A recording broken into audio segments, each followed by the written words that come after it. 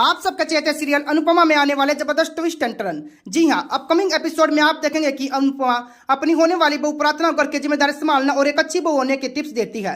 पूरा घर शादी की तैयारी में जुटा होगा।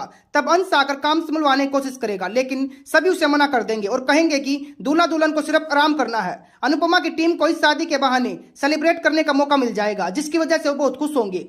तभी लीला अनुपमा को कहेगी कि घर का काम तो वो संभाल ही रही है, वो अंश और प्रार्थना के साथ जाकर शॉपिंग भी करवा दे। मॉल के बाहर एक तेज रफ्तार गाड़ी रुकेगी, जिसे प्रयाग कोठारी, माही, राही और ख्याति उतरेंगे। अनुपमा अंश और प्रार्थना को देखकर वो दंग रह जाएंगे। सबसे पहले अंश प्रयाग कोठारी की तरफ बढ़ेगा और उनके पांव छूकर उन्हें नमस्कार करेगा। अंश शादी का न्योता देकर देते वक्त प्रयाग को सर कहेगा और बोलेगा कि अभी सर कह रहा हूं, उम्मीद है अगर आप पापा कहने की इजाजत भी देंगे। वह वादा करेगा कि प्रार्थना को हमेशा खुश रखेगा। प्रयाग भी यह बात नोटिस करेगा कि कैसे अंश प्रार्थना से जुड़ी हर छोटी बड़ी बात का ध्यान रखता है।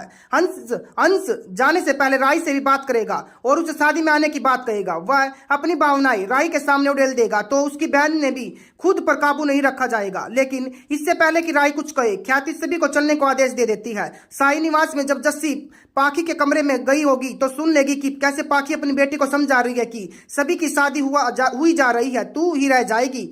राजा वाला मौका भी सानी चूक गई और अब उसके दिखाए रिश्तों को भी रिजेक्ट करती जा रही है। पाखी अपनी बेटी को कोई रईस लड़का फंसाने की सलाह देगी। ईशानी भी मानेगी कि उसने राजा वाला मौका चूक कर गलती कर दी है। ये सारी बातें जस्सी सुन लेगी और पाखी को टोंट मारेगी। वह यह भी नोटिस करेगी कि उसके कमरे में कई महंगी चीजें रखी हुई है, जिन्हें खरीदने की पाखी ईशानी की हैसियत नहीं है। लेकिन हमेशा की तरह पाखी खुद को डिफेंड करेगी। बापूजी की किंजल और लीला समेत सभी लोग शादी के बाद अनुपमा से यही रुक जाने की बात कहेंगे, लेकिन अनुपमा बात टाल देगी।